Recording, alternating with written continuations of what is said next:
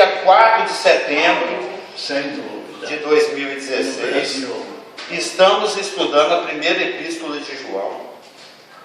Estamos no capítulo 3, que é um capítulo que fala dos filhos de Deus contrastados com os filhos do maligno. E o trecho da epístola onde esse contraste é apresentado vai do 3:4 ao 3:24, né? E nós já estudamos do 4 ao 10, então nós estamos estudando agora do 11 ao 24. E no verso, eu gostaria de ler o texto com os irmãos a partir do 10. Por quê? Nós já estudamos do 4 ao 10, só que no 10 nós temos um gancho. No 10 nós temos um gancho. Eu já comentei aqui que o João, ele... Onde? É às 9, viu, que começa. Sabe que o João, ele tem um estilo de escrita meio redemoínico, né? Ele vai... O quê? Não, é porque o pessoal está reclamando que meu cabelo estava grande, eu tirei um tiquinho. Ele vem traçando os assuntos em uma forma espiral. Eu não sei se isso, a gente percebe isso mais quando você resolve destacar uma palavra específica dentro do texto. Por exemplo, se algum dia o irmão tiver a curiosidade de se aprofundar em seus estudos a respeito da epístola, você pode, por exemplo, ler toda a epístola só procurando onde estão as palavras manifesto, conhecido, conhecer.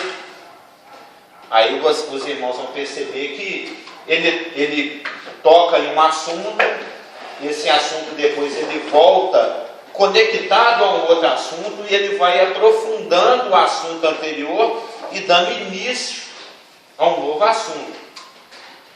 E, por exemplo, dentro desse trecho de 1 João 3:4 a 24, onde os filhos de Deus são contrastados com os filhos do maligno, o que mais caracterizou a primeira parte dessa sessão foi a questão da manifestação, da visualização do fruto.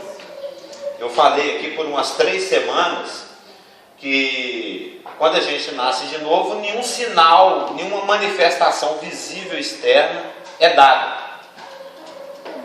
A mudança que Deus faz, ela é interior. A gente nasce de novo, o Senhor Jesus Cristo, através do seu poder, do seu Espírito de ressurreição, Ele nos vivifica o Espírito. E esse mesmo Espírito é dado como penhor e garantia de que vai haver também um resgate do corpo. O resgate do corpo ele só ocorre por ocasião da ressurreição, que é um fato escatológico, que é um fato dentro de um programa que Deus tem. Então a única forma de nós percebermos na multidão de pessoas que se diz cristã e que frequenta igrejas locais, a única forma de discernir o novo nascimento, de discernir a verdade do cristianismo daquela pessoa, se ela de fato é uma com Deus, é pela manifestação exterior, é pelo fruto. É o que é dito lá em Mateus: pelo fruto conhecereis a árvore. Porque se nós não temos uma manifestação, uma evidência externa, eu não tenho garantia nenhuma que o irmão Américo é um verdadeiro cristão. Não tem nada no exterior dele que me indique isso. Ela tem estrelinha, não? Oi? Estrelinha. Não. 3, número 6? Não, uma estrelinha. Ah, não tem estrelinha também não. Na realidade nós temos uma marca, mas ela é invisível, né? Então a gente não... A palavra fala... A Bíblia não exatamente ensina isso diretamente, mas isso está insinuado em algumas passagens. Por exemplo, lá no Apocalipse, vai existir uma evidência externa de quem é do inimigo. Lá vai ser fácil, lá na tribulação. Quem é do anticristo tem uma marca na testa ou na mão. Lá vai ter uma manifestação, porque lá, como eu já ensinei em outras épocas, em outros estudos, durante o período tribulacional, a coisa vai ser muito explícita. Através dos tempos, das épocas, das dispensações, Deus não muda, mas Ele muda a forma como Ele opera, como Ele se relaciona com o judeu, com os gentios e com a igreja, com os nascidos de novo e os não nascidos de novo. E nesse período dispensacional que nós estamos vivendo, chamado de o período da graça, o período do Espírito, o período da igreja, é um período em que Deus, a forma de Deus se relacionar com as suas criaturas é uma forma de silêncio. Tem épocas onde Deus se manifesta explicitamente, publicamente, de uma forma muito forte, e existem épocas em que Deus resolve agir de uma forma silenciosa. Isso acontece, por exemplo, com nós individualmente. Tem épocas em que você percebe nitidamente a ação de Deus nas coisas, e tem épocas, momentos em que aparentemente Deus te abandonou, Deus se esqueceu, Deus está surdo, Deus aparentemente. E isso sempre tem um propósito didático. Teve um período na vida de Abraão em que Deus ficou calado. Basta ver a vida dos santos e a nossa própria experiência. Teve um período na vida de Paulo em que Deus ficou em silêncio, na vida de Moisés, 40 anos de silêncio, na vida de Israel, 400 anos de silêncio, né? E agora, com relação à humanidade, a esse período dispensacional, Deus também não abre mar vermelho, não faz chover fogo do céu, como já foi em outras épocas. E isso vai voltar a acontecer novamente. Durante a tribulação, a coisa vai ser muito explícita.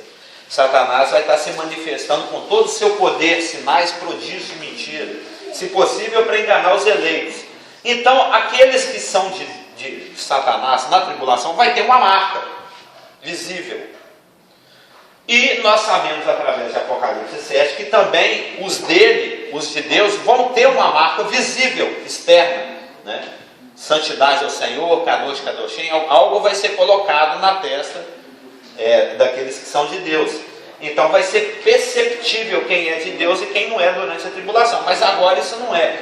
Muito provavelmente nós já temos uma marca em algum lugar do corpo. Ela só não é visível. Ela só é visível no mundo espiritual. Então eu, por exemplo, não tem nada empírico, nada externo que me faça afirmar: o Rafa é nascido de novo, porque ele tem alguma coisa na testa, ele mudou de cor.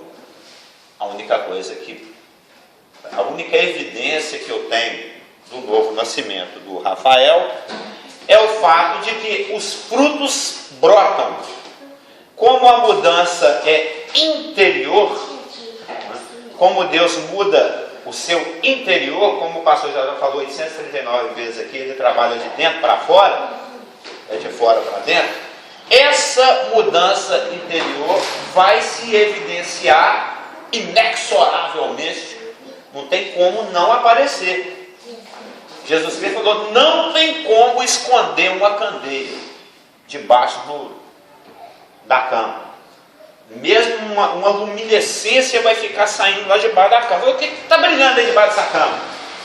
Então, já que brilha, coloca lá no alto da montanha. A palavra fala a respeito da incontornabilidade da realidade do novo nascimento que se manifesta através de frutos.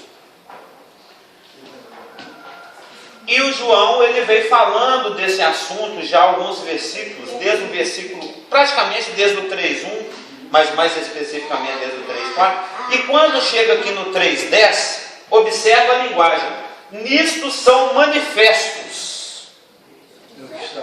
Nisto são manifestos, está falando de evidenciação exterior, o que evidencia a realidade da sua paternidade satânica ou divina, é o seu proceder. Observa o versículo: nisto são manifestos os filhos de Deus e os filhos do diabo. todo aquele que não pratica a justiça não procede de Deus. Então é o seu procedimento, é a sua prática, é o seu comportamento, é aquilo que todo mundo vê, é que vai evidenciar o que aconteceu ou não lá dentro. Sua própria vida. Hã?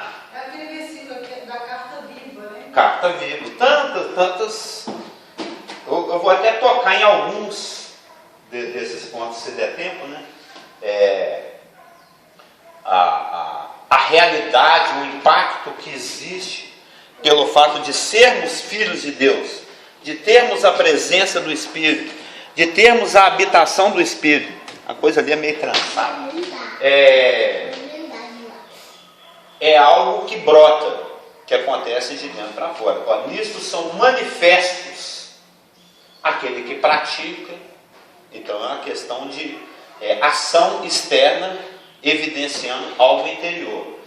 E no seu estilo de ir falando a respeito do assunto e repetindo esse mesmo assunto, enriquecendo esse assunto que já foi dito anteriormente, ao repeti-lo, expandindo o entendimento desse assunto e acrescentando mais alguma coisa a respeito do que já foi dito, o João, no finalzinho do 10, ainda dentro dessa mesma sessão de contraste dos filhos de Deus versus os filhos do diabo, que vai do 4 ao 24, aqui no 10 ele insere um item, ele acrescenta um ponto, né? Ele vem falando a respeito de manifestação, de evidência, de prática, de coisas externas que revelam uma realidade interior, né? Vem falando aí a prática do pecado, a prática cotidiana, né? O estilo de vida, os tempos verbais, a gente comentou, o presente, o aoristo, é um estilo, é uma continuidade, todo dia ele faz tudo sempre igual, todo dia. O Rafa peca, todo dia a irmã santifica. É um estilo. É isso que evidencia. Para nós mesmos até acordarmos, porque existem passagens, por exemplo, lá em Coríntios, onde fala para a gente se escrutinar. Não, verifica aí se você não está reprovado. Aí ele faz um jogo de palavras no grego lá em Coríntios, onde ele fala sobre dóquimos e adóquimos, né? De aprovados e de não aprovados. Ou fique esperto aí, se analisa para ver se você não está reprovado, mas eu espero que você reconheça que a gente não pode ser reprovado, mas pode ser o caso de você estar reprovado, ainda que não se seja reprovado. É um jogo de palavras muito grande que eu já vi pessoas destruírem esse texto e pôr a igreja assim, para gritar e clamar: pelo amor de Deus, me livra do inferno, Senhor, não me toma a minha salvação. Eu já vi pregações assim em cima desse texto. Tem que tomar cuidado com esse texto mais coisas. Oi? Eu queria até fazer uma observação sobre esse texto. Sim. Você sabe de que texto eu estou falando? É lá de finalzinho de 1º ou 2º Coríntios. Não, é que, como a gente tem muitos anos que vem estudando, e eu não sei se foi na escola bíblica, eu não sei em qual também, mas o principal da sua prestar atenção no que você está fazendo, se não é reprovado ou não, é mais na questão do testemunho.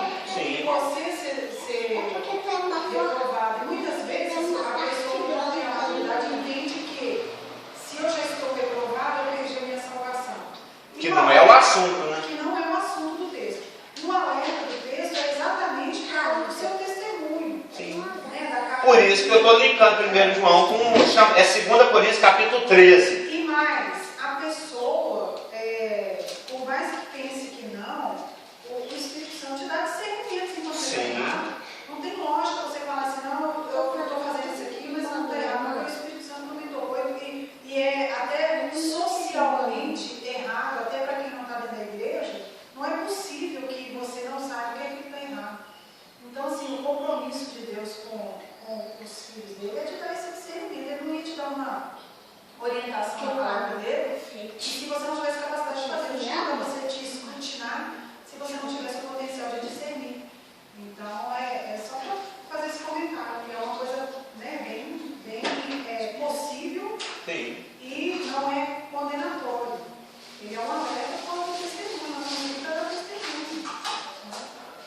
não, o Espírito Santo nunca é condenatório.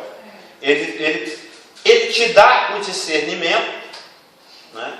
O Espírito Santo dá diversos discernimentos. Um deles é que nós mesmos somos filhos de Deus, que é o Espírito testemunho com o nosso Espírito, nós somos filhos de Deus. Ele dá testemunho do pecado, ele dá testemunho de um monte de coisa nas nossas vidas. A questão é o que nós fazemos com esses alertas que ele nos dá.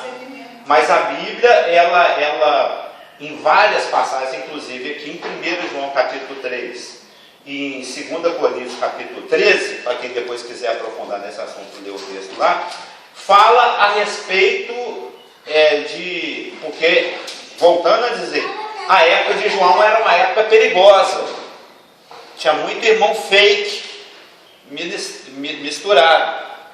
Então o João está escrevendo essa epístola para os irmãos ficarem espertos. E voltando a dizer, como não existe uma evidência externa, a única evidência que nós temos é de uma manifestação exterior de algo que possa ter acontecido no interior. E o João, aqui no versículo 10, ele meio que concluindo, ele nunca conclui o raciocínio, né? O João, na epístola dele aqui, ele nunca conclui o raciocínio. Ele fecha, aparentemente, uma sessão, um raciocínio, sem, contudo, efetivamente, fechá-lo completamente, porque ele deixa uma janelinha aberta para enriquecer algum ponto dentro daquele assunto que ele acabou de falar. E ele vem falando de manifestação ou não de vida, né? De acordo com o que se manifesta, dá para se perceber, é filho de Deus, é filho do maligno. Todo dia ele faz tudo sempre igual. Então alguma coisa está errada aí. Você tem que discernir. O que está errado? Eu estou sendo desobediente ou eu nunca nem nasci de novo mesmo? Aquela pessoa é sempre daquele jeito. Eu devo manter comunhão com essa pessoa ou evitar ter comunhão com essa pessoa? Que é um dos assuntos principais da epístola é a questão da comunhão. E após falar, praticamente encerrar essa questão, mas sem encerrar essa questão da manifestação exterior de um possível acontecimento interior, ele puxa um ganchinho, ele deixa um ganchinho no finalzinho do verso 10, que é um gancho que vai abrir um raciocínio que vai se estender por 14 versículos, do 11 ao 24. Olha lá, ó. Ele vem falando a questão de quem é de Deus é assim, assim, assado, quem não é de Deus é assim, assim, assado, lá no verso 10. Nisto são manifestos, é uma evidência exterior, os filhos de Deus e os filhos do diabo. Todo aquele que não pratica a justiça, é o comportamento, não procede de Deus. Aí vem o ganchinho. E nem aquele que não ama a seu irmão. E nem aquele que não ama a seu irmão. Ele não precisava ter falado isso. E nem aquele que não ama a seu irmão. Se o João terminasse o versículo 10 na palavra de Deus, nisso são manifestos os filhos de Deus e os filhos do diabo, todo aquele que não pratica a justiça não procede de Deus, ponto. Ele teria encerrado o raciocínio que ele vem colocando desde o 3:1. Mas ele sacramenta, ele fecha esse assunto, abrindo um gancho à questão do amor ao irmão. Hoje eu acordei, se eu acordei é porque eu não estou dormindo ainda, né? Hoje eu já acordei com aquela musiquinha na cabeça, que tinha uma época aí, pessoal América, uma época bacana nessa igreja, onde nós só cantava versículo da Bíblia, que a fé vem pelo ouvir e ouvir a palavra de Deus, não vem pelos cânticos, vem pelo ouvir a palavra de Deus. Então a gente cantava a palavra de Deus. Então hoje eu acordei assim, nisto conhecerão que sois meus discípulos, se tiverdes amor uns aos outros. Lembra? Tinha um bom tempo que a gente cantava só versículo, que a gente cantava esse também. O João, Ele agora vai entrar na evidência maior. Eu só terminei esse raciocínio, deixa eu falar as palavras. Então fala. Desse final ali, desse que não nasceu o irmão, que muda completamente, né? O que a gente estava falando sobre o que é incrédulo e o que é crente. E agora a gente já está falando. Não é que muda, acrescenta, na minha opinião. Acrescenta nesse sentido, mas assim, que agora vai tratar também da comunhão. Sim. Né? O assunto praticamente principal da epístola é a questão da comunhão. É possível ou não ter comunhão com esse tipo de indivíduo e a comunhão que nós já temos? E quando Cristo, lá no discurso dele com seus discípulos e apóstolos, na última ceia, na última Páscoa é a primeira ceia, né? Na verdade é a primeira ceia, a gente chama de última. Que ele estava já depois que o Judas saiu, né, escorrendo o caldinho do pão, né, que ele comeu, o pão molhado que ele comeu, o último pão molhado. Podia fazer um filme, né? Ou escrever um livro, o último pão molhado. Eu gosto muito de pão molhado. Você gosta de pão molhado? Você vai assim na mercearia, a mulher joga aquele caldo laranjado assim no pãozinho, que aí escorre aquele caldinho assim pelo cotovelo, você vai comer aquele pão molhado. Pão com ovo também é bom. O seu Amé está gostando, não, porque isso tem muito colesterol e ele está fugindo dessas coisas. Quando Cristo estava conversando lá com os seus, e ele tocou nesse assunto, o João está escrevendo essa epístola, aí uns 60 anos depois dessa noite, da primeira última ceia, uns 60 anos depois. O senhor lembra de coisas que o senhor fazia 60 anos atrás? Tem bastante tempo, mas é tempo, né? Mas é tempo. 60 anos é muito tempo. O João, ele está escrevendo esse trecho aqui, mas ele está... As palavras de Cristo naquela noite estão todas vívidas. Estão fresquíssimas na memória dele, porque nesse trecho aqui ele praticamente vai repetir palavras que foram ditas naquele discurso que está lá em João 13, 14, 15, 16, 17. É um bloco, né? João 13, 14, 15, 16 e 17 formam um só bloco, né? À noite lá no aposento alto, a última primeira ceia. E depois que Judas sai, que ele tem a oportunidade de ter mais intimidade com seus filhinhos, como o João está tendo aqui também, com seus leitores filhinhos,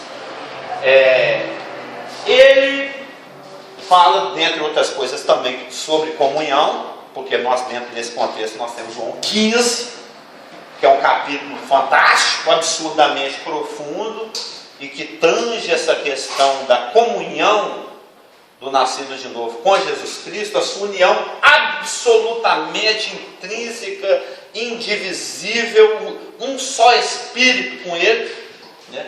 Galhos fincados na videira, né? A gente ainda não tem noção de o tanto que nós somos grudados com Jesus. A gente ainda não tem essa percepção, se tivesse nós viveríamos de uma forma diferente.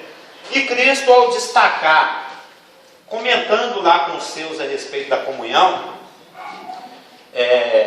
ele destaca uma característica, porque o novo nascimento é uma realidade interior invisível, que é perceptível pelos frutos, pelas ações.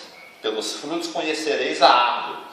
E dentre todas as coisas que o Espírito Santo faz e opera no nosso interior, ele manifesta em nós alegria, manifesta em nós paz, mesmo numa situação complicada, manifesta todas aquelas características de relacionamento vertical, horizontal, que é a longanimidade, a benignidade, a bondade, coisas que estas que muitas vezes são difíceis de serem exercitadas. Eu sei disso com relação às pessoas que convivem comigo. Eu sou difícil, de difícil relacionamento, né? Eu sou uma pessoa complicada, né? Um velho homem espinhoso, complicado, né?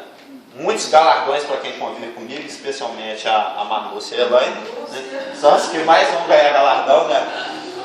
Esse Pokémon aí como é que é lá do Mario, lá dos anelzinhos, como diz o Rafa. Tem muitas coisas louváveis, muitas coisas preciosas que brotam como fruto do Espírito agindo nas nossas vidas. Mas Cristo, ele não destacou a muita paciência, ele não destacou a gratidão, ele não destacou a paz nos momentos difíceis. Nisto conhecerão que sois meus discípulos, se todos tiverdes o cabelo verde com a mecha vermelha. Não. Nisto conhecerão que sois meus discípulos, pela muita paciência que tendes. Não. Nisto conhecerão que sois meus discípulos, pela alegria escancarada e sempre presente em todos os momentos.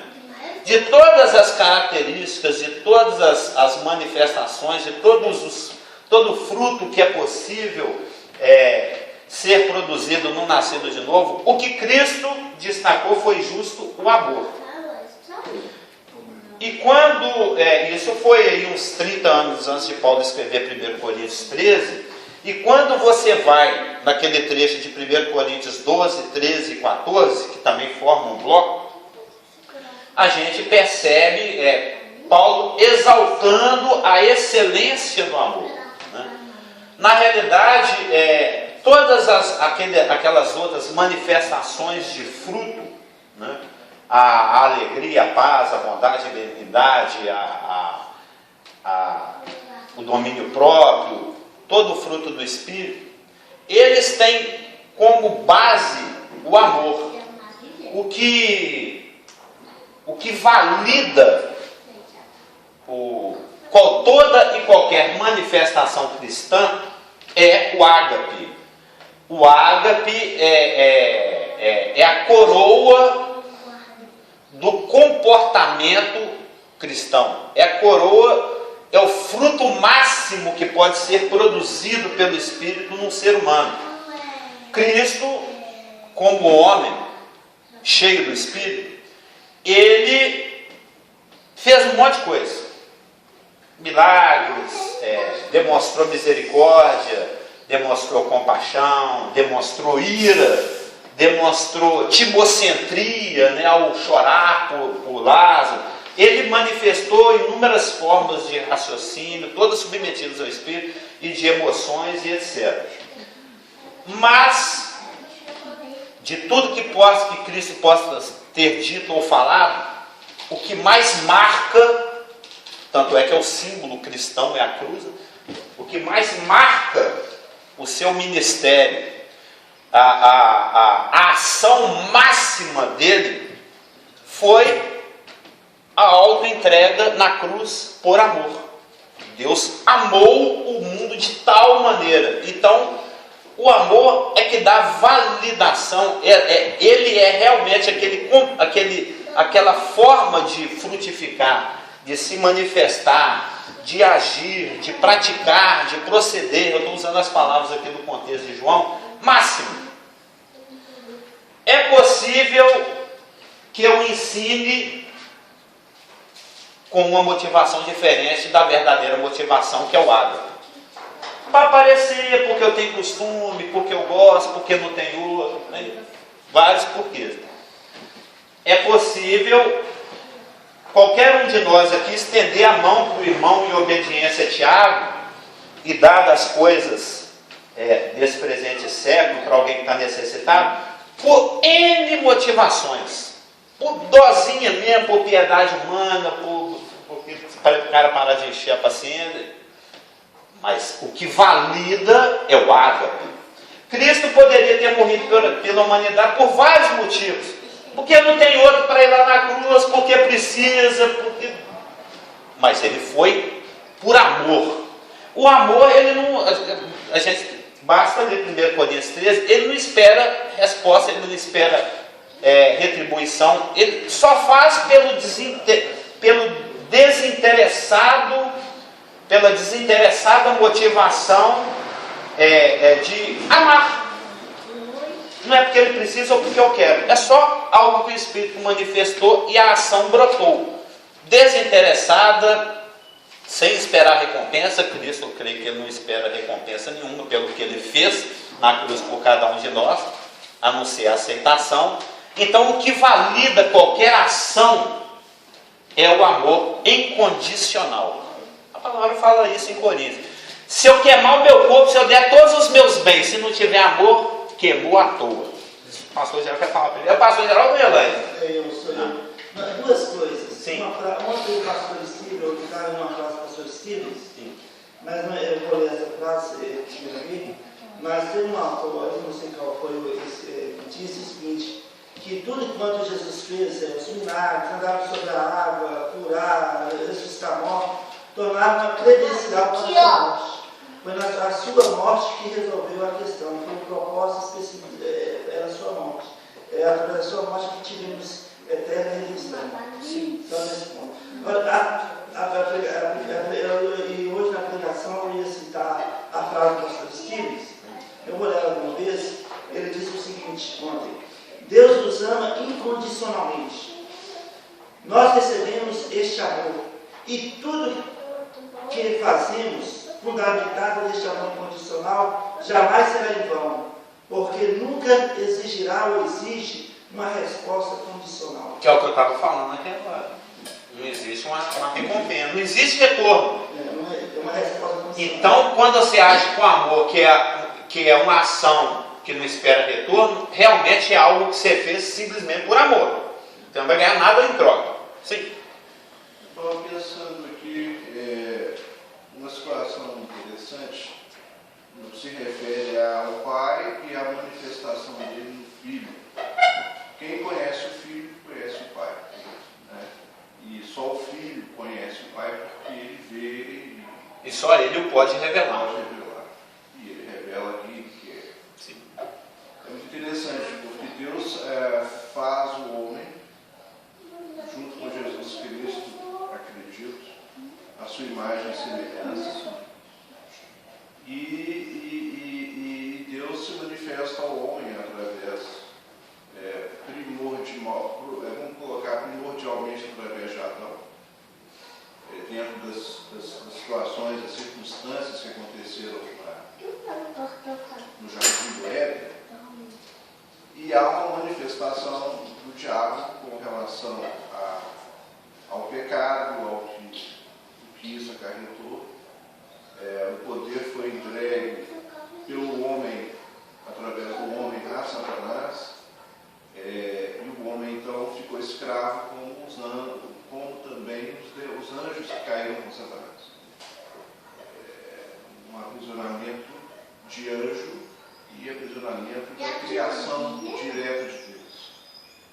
E aí acontece o que acontece, e Deus se manifesta a Israel, se revelando como esse Deus que, poxa, eu não sabia, então eu fui feito. Há uma troca para que o homem ele faça com que o homem perceba que existe alguma coisa que fez com que aquilo tivesse acontecido naquele momento. E é interessante porque logo depois, no decorrer dos séculos, Jesus se manifesta fisicamente. Então é muito interessante como é que Deus se manifestou duas vezes e o homem, vamos dizer assim, pegou duas vezes. Primeiro, em relação a Deus, não se refere a ficar submisso a Satanás ao invés de ficar submisso a Deus. E Jesus Cristo se manifesta, ele é rejeitado, ele é levado à morte. Mas a morte dele tinha uma outra coisa além, que é a ressurreição e a vida eterna. Então é interessante esse aspecto. Deus, na realidade, foi negado não só uma vez, ele foi negado duas vezes, na manifestação dele como pessoa única e através do Filho, que comprova todas essas falas, eu que revelo o Pai, né? É muito interessante essa questão. O que é uma evidência de amor. Se ele tivesse sido negado 70 vezes 7, ainda assim ele teria continuado no seu curso de ação e com as suas intenções, porque o amor não depende de um fator externo para estar presente. Adão é o segundo versículo que foi colocar que Marcelo falou, foi, ele veio para os seus não receberam. Então, duas vezes, o pai e o filho. E ele é rejeitado a cada dia. Né? A palavra fala, dia após dia morro. Né? E Cristo é rejeitado todos os dias através... É o perfume de morte, que fala lá em Corinto. Cada vez que se apresenta Cristo, e ele é rejeitado do pecado porque não crê em mim. Né? Então havia necessidade, de fato, também de haver rejeição do filho, apesar que não era uma rejeição explícita ainda, até o momento que ele levava. Havia necessidade também dele como filho, ser ou com pai. Mas a nossa rejeição não muda a atitude dele. Não, de amor. Não estou falando. Sim. Entendo. Não, eu estou só complementando. Eu até entendo que 70 vezes 10. No caso, foram literalmente duas vezes, onde na segunda vez houve a resposta diferente que Satanás não esperava. A ressurreição e a recuperação desses que são chamados de Deus. Que eram escravos, como você havia dito. Só aproveitando. E também, porque nessa segunda vinda ele já veio para resolver o problema do primeiro. Então, assim, aparentemente, que teve uma derrota e a ressurreição e o pisar da cabeça da serpente desceu lá no. Né? Então, fazia tudo parte desse plano grandioso que Deus tinha. Que De amor. Essa segunda vinda era exatamente para resolver o problema que aconteceu no Éden. Não tinha esse propósito também. Sim. Na verdade, é um propósito multipacotão. Muita coisa aconteceu. Muita coisa.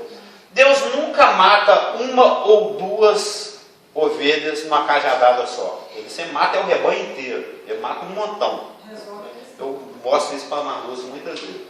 Então, aqui no verso 10, após o João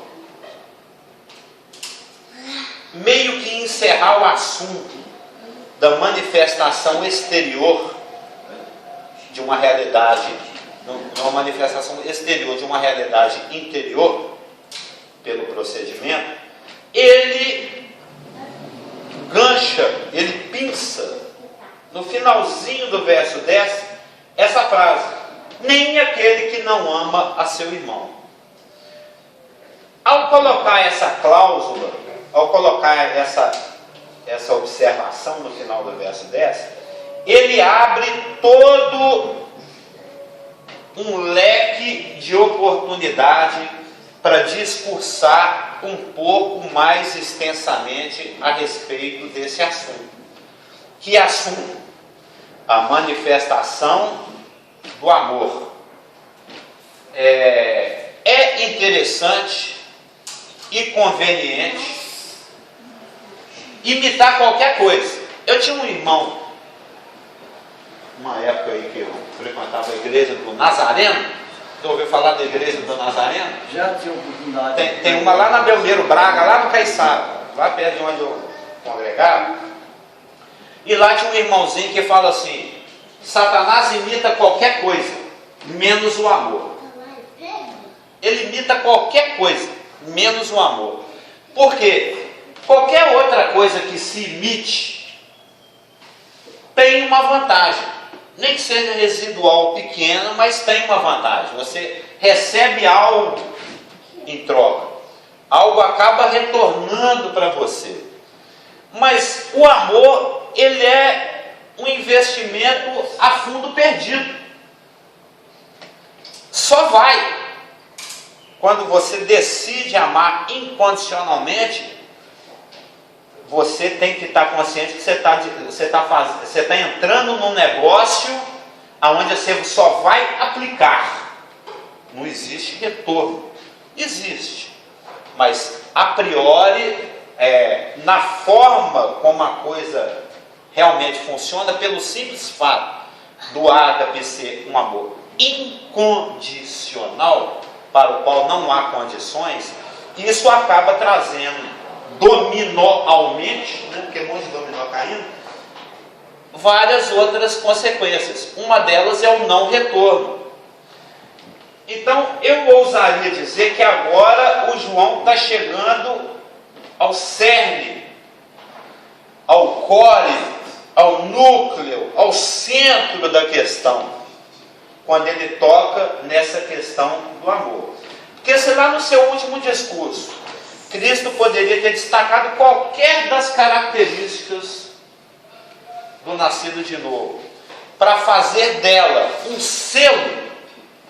selo máximo do cristianismo, e não o fez, e ao fazê-lo, ele escolheu o amor ágape, é porque realmente o amor ágape é a manifestação máxima do novo nascimento. Nisto conhecerão que sois meus discípulos, porque sois muito honestos, porque não fumais e nem bebeis, e nem jogais na loteria. Nisto conhecerão que sois meus discípulos, porque useis terno no domingo e gravata. Nisto conhecerão que sois meus discípulos, você não dá o cano na mercearia, né? Tudo isso é bacana, mas nisto conhecerão que sois meus discípulos, se tiverdes amor incondicional uns pelos outros. O amor é a evidência máxima. Por isso que o João agora vai, só um minuto, só para terminar. Por isso que o João vai trazer esse assunto do amor ágape à baila, porque, primeiro, porque Satanás não tem condições de imitar esse tipo de coisa. Ele falsifica, mas ele não imita. Milagre, outras coisas ele imita. A paciência ele imita. Tem muita espírita, super gente boa por aí, mas o amor ágape incondicional, na hora do incondicional mesmo, ninguém paga para Deus. Só Jesus Cristo que vai para a cruz. O Pedro falou que ia, mas não foi. Vou contigo até a morte. Foi o primeiro a correr. E ele está entrando nesse assunto do ágape, porque ele está entrando numa questão que não é do interesse de Satanás imitar. Ele vem para matar, roubar, destruir, não para dar nada sem retorno. E segundo, ele não consegue falsificar esse tipo de coisa. E ninguém está afim de entrar numa vibe, numa linha de conduta onde ele não vai ter um retorno. Ele não vai ser aplaudido, ele não vai ser apreciado, ele não vai ser idolatrado pela igreja, como muitos aí fora estão sendo. Sim. Outra coisa interessante que está me passando pela cabeça é com relação ao próprio Jesus Cristo, Deus e Satanás, diretamente. Porque, assim como o homem criado à imagem e semelhança de Deus, ele tem que ser chamado para realizar as coisas, assim também Jesus fez, porque ele se fez homem, mas ele no momento que não agiu por si. Ele agiu de acordo com a vontade do Pai. Eu estou falando isso porque ontem eu assisti um filme lá na casa da Marca, a respeito. Estava passando um filme sobre Jesus Cristo e começou a dar umas nuances assim, um pouco diferentes. E o que é o que ele também, Jesus Cristo, quer mostrar hoje para nós. Não adianta você querer fazer para acontecer, você tem que ser chamado e a coisa é realizada quando você está aberto para isso. Na cena do filme, nas cenas do filme que eu vi ontem. Como é que chama o filme? Eu falava a respeito de Jesus mesmo, do filme mesmo de Jesus Cristo, que aliás eu gostei muito, apesar de ser um filme muito repetitivo, foi um filme realmente com um ator bem convincente. Vocês têm que assistir a jornada. Mas a questão é a seguinte, no filme tem umas situações interessantes, porque na hora que ele começa a questionar o povo fica olhando um para o outro. Muitas vezes o povo não entendia. O próprio fariseu questionando não entendia aquilo, né? Me parecia que Jesus falava o que está de fato na sequência da Bíblia que a gente tem hoje fechada, com todos os detalhes, todas as falas, todas as, até sentimentos, bíblicos, vamos dizer assim. Mas no momento me parece que ele falava assim e ninguém estava escutando nada. Sabe, parecia uma coisa assim. Isso que eu achei muito interessante, que talvez tenha sido isso mesmo. Ele falava as coisas, mas as pessoas não estavam percebendo, é como se ele estivesse falando o tempo todo assim. Não. E a pessoa olha para ele. E você observa quando você lê o Evangelho. Muito doido. Eu achei muito interessante essa questão, né? Em certos momentos, em certos momentos, na medida que se ele domina a situação, o que é que a pessoa perceba, que é inclusive aquela parte dos 12, ó, eu escolhi vós 12, por isso que vocês não foram. Que ainda antes pergunta, quando eles vão querer sair fora, eles começaram a abandonar, né? Muito interessante essa questão. Você vê os caras justificando, falando. Isso é ou não é amor? É um amor, né? Isso você está comentando aí, a gente percebe nos evangelhos. A gente está fazendo a leitura dos Mas a evangelhos. gente percebe hoje, que está fechado. Sim. Mas eles lá, se a gente estivesse num momento, talvez, na situação deles, isso também não ia ver que isso... É claro que nós íamos nos comportar da mesma maneira obtusa, retardada, estúpida e mongol que eles. É lógico. Porque Cristo acabava de falar assim, gente, eu não quero que vocês usem chinelo. Aí logo na sequência o Pedro, ô mestre, que chinelo usarei? O verde ou o amarelo? Nossa, vocês não... Falei com as paredes aqui. Né? Quantas vezes ele falava coisas nos evangelhos que na sequência eles já vinham com... Olha, no reino dos céus, o maior é o menor é o maior. Beleza, mestre, me arranja uma vaguinha de grandão lá no céu depois? Minha mãe está pedindo. Parece que eles ouviam sem ouvir, realmente. Muito interessante essa... Tem que ter amor, né? É muito amor do pastor Geraldo, todo domingo falar a mesma coisa e a gente continua durante a semana fazendo tudo ao contrário. E no domingo seguinte ele fala, eu estava falando isso hoje para alguém, não sei se foi para a Marlúcia ou para o Felipe. A gente tem que ouvir todo dia. A gente é burro. A gente tem que ouvir a mesma coisa todo dia. Todo domingo a gente tem que repetir a mesma mensagem. Porque a gente é burro. Na segunda a gente já esqueceu, capaz de ditar, a gente já nem lembrar. É ótimo, porque aqui é o Espírito que nos fala, não é o pastor Geraldo nem o Carlos que fala. Ele sabe da semana de cada um, o que cada um passou e o que cada um vai passar, e ele já providencia o argumento e o remédio no domingo. Aí a gente escuta aqui, pensando já no almoço e tal, e não bebe isso e não fica descedentado para a sede que você vai encarar no deserto que está te esperando.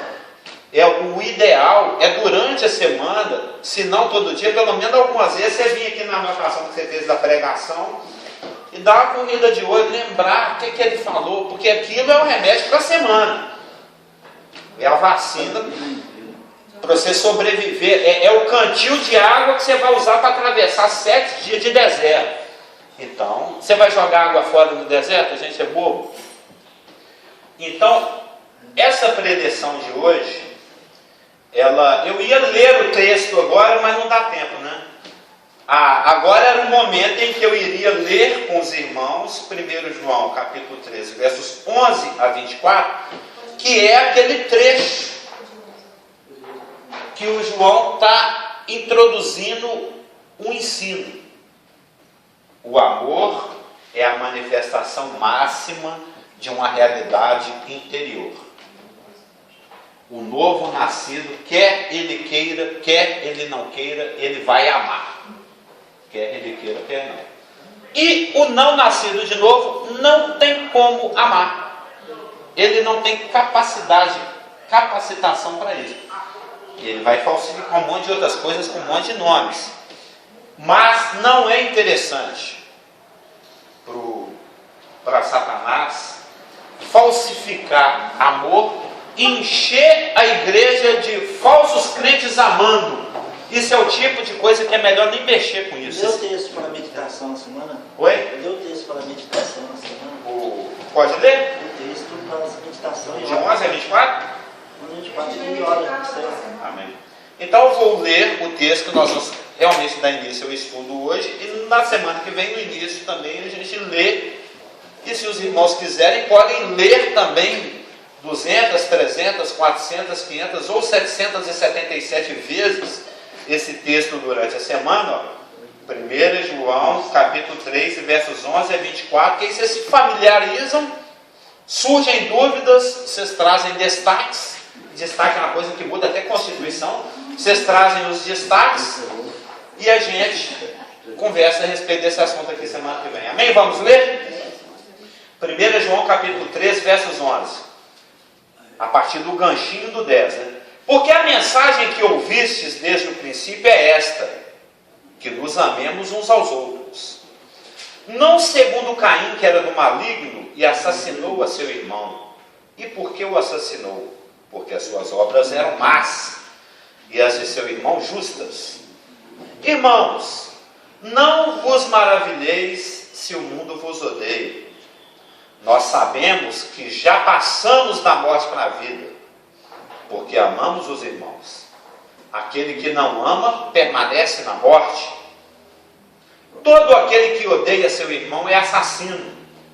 Ora, palavras duras, palavras frias. Não é? Todo aquele que odeia seu irmão é assassino. Ora, vós sabeis que todo assassino não tem a vida eterna permanente em si. Nisto conhecemos o amor, que Cristo deu a sua vida por nós e devemos dar a nossa vida pelos irmãos. É o famoso 1 João 3,16, lembra? Ora, aquele que possuir recursos deste mundo e vir a seu irmão padecer necessidade e fechar-lhe o seu coração, como pode permanecer nele o amor de Deus? Filhinhos, não amemos de palavra nem de língua, mas de fato e de verdade. E nisto conhecemos que somos da verdade, bem como perante ele tranquilizaremos o nosso coração. Pois se o nosso coração nos acusar, certamente Deus é maior do que o nosso coração e conhece todas as coisas. Amados, se o coração não nos acusar, temos confiança diante de Deus. E aquilo que pedimos, dele recebemos, porque guardamos os seus mandamentos e fazemos diante dele o que lhe é agradável. Ora, o seu mandamento é este: que creiamos em o nome de seu Filho Jesus Cristo e nos amemos uns aos outros segundo o mandamento que nos ordenou. E aquele que guarda os seus mandamentos permanece em Deus, e Deus nele. E nisto conhecemos que ele permanece em nós, pelo Espírito que nos deu. Amém?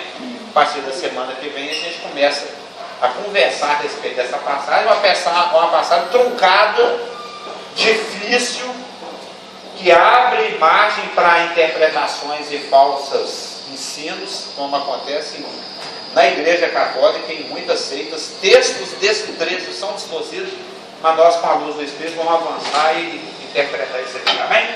Podemos orar? Pai amado e querido, muito obrigado porque a tua obra é completa, ela cerca cada detalhe da nossa vida e nos dá provisão para vivermos de forma piedosa na tua presença. Por isso te agradecemos, por isso somos gratos pelo teu Espírito que ilumina a palavra revelada, e que seja por essa palavra revelada e iluminada que esse culto, essa adoração possa ser oferecido e recebido por ti e a ti, pois é em nome de Deus que oramos. Amém. X minutos de intervalo. Muito